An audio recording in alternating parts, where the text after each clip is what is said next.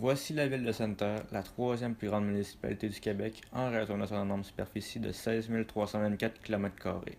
En effet, la majeure partie du territoire de Sainte-Terre est occupée par la forêt. En termes de population, Sainte-Terre ne compte qu'environ 3000 habitants, ce qui nous procure une mince densité de population.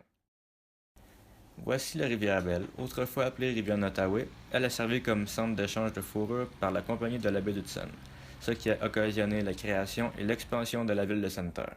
Voici l'édifice Gérard Lafontaine de Sainte-Terre appartenant à la MRC de la Vallée de l'Or, où sont gérés les baux des villégiatures et les baux d'abri sommaire. Le territoire compte environ 3300 baies totales, dont la majorité sont situées à Sainte-Terre. Un vrai paradis pour les chasseurs, ce qui en fait un territoire exceptionnel pour la chasse. Afin de nous parler de la faune et de la flore à Sainte-Terre, qui de mieux que M. Aldo Galland, agent de protection de la faune depuis déjà 8 ans. 8 ans. Bonjour Aldo. Dans un premier temps, pouvez-vous m'expliquer les principales tâches de votre emploi? Alors, nous, comme agents de protection de la faune, on s'assure que les utilisateurs du territoire respectent la réglementation, tant au niveau de la chasse, de la pêche et du piégeage. Grosso modo, là, ça consiste en ça, notre travail de tous les jours. Donc, arrêter les braconniers puis veiller à ce qu'ils ne recommencent plus. C'est en plein ça. On fait de l'éducation au niveau des écoles aussi. On est présent là, au niveau de différentes associations, chasse et pêche, piégeage, ces choses-là. Afin de peindre le portrait de Sainte-Terre, j'ai quelques questions à vous poser. Avez-vous un approximatif du nombre de lacs et de rivières sur l'ensemble du territoire de Sainte-Terre? Au niveau des plans d'eau, le territoire de Sainte-Terre, c'est un très grand territoire. Il est très vaste. Le nombre approximatif de lacs et de rivières se situe autour de 2000. Oui. Donc, c'est un des plus grands territoires de chasse et de pêche là, de la province de Québec présentement.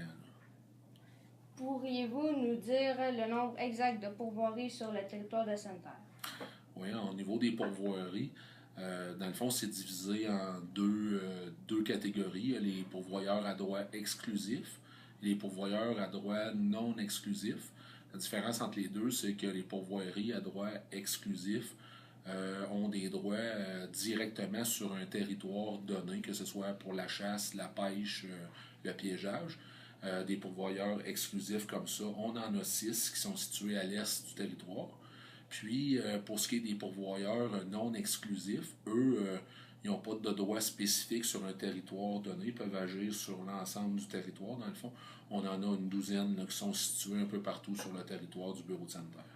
Donc, quand vous parlez de droit, c'est un peu un permis, entre parenthèses? Exact, c'est ça, avec un territoire délimité. Okay. Tandis que les non exclusifs, eux, ils peuvent faire leurs activités un peu partout sur le territoire, puis par contre, ils n'ont pas de droit sur un territoire donné. Okay. C'est ça. Fait que c'est comme si le territoire il appartenait à tout le monde, mais eux autres, ils l'utilisaient à des fins... avec des clients, puis c'est ça. Okay. Exactement, c'est ça. Nous savons que Sainte-Terre est connue surtout pour son grand territoire de chasse, mais combien y a-t-il de zones préposées à la chasse sur notre grand territoire? Ben nous, en fait, c'est un peu particulier. Il y a seulement qu'une zone au niveau de la chasse, c'est la zone numéro 13. Okay. Elle couvre tout l'ensemble du territoire, là, étant donné que les espèces fauniques, bon, il n'y a pas de cerf de Virginie, des choses comme ça, fait que c'est seulement que la zone 13 là, qui est à la grandeur du territoire. Donc c'est une très grande zone. Oui, effectivement. Quels sont les types d'espèces animales les plus présents ici?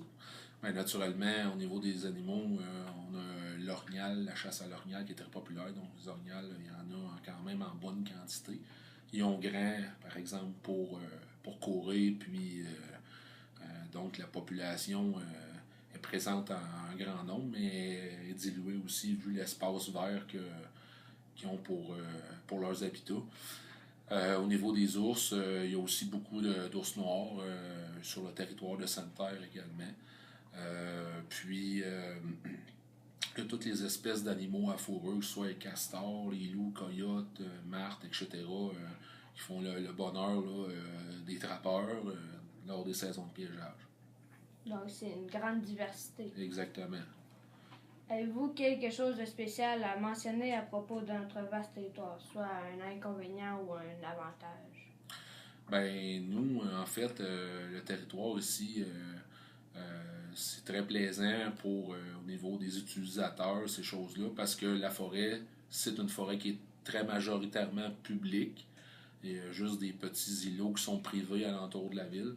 Donc, pour tous les utilisateurs qui viennent sur le territoire de Sainte-Terre, le terrain de jeu est très grand. C'est ça, fait que c'est quand même un très bon avantage pour les gens.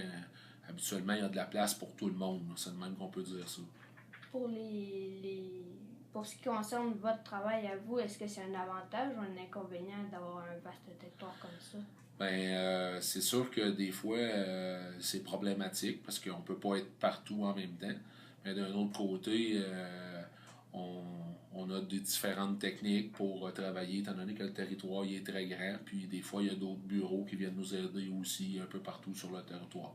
C'est comme ça qu'on fonctionne, là, en fonction de la grandeur qu'on a. Okay. Un gros merci pour votre collaboration, M. Aldo. Ça fait plaisir. Merci.